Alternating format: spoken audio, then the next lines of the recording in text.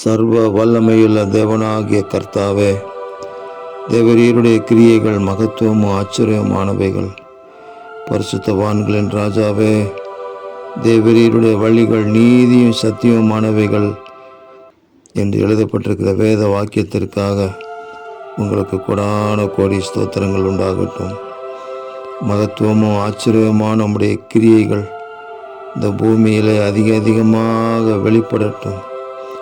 உம்முடைய வழிகளை ஜனங்கள் கண்டுகொள்ளும்படி கண்களை திறப்பீராக. தேவரீர் ஒருவரே பரிசுத்தர்.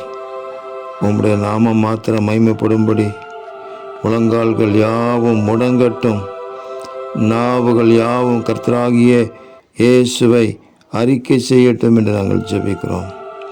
எல்லா ஜாதிகளும் வந்து உமக்கு முன்பாக தொழுது கொள்வார்கள்.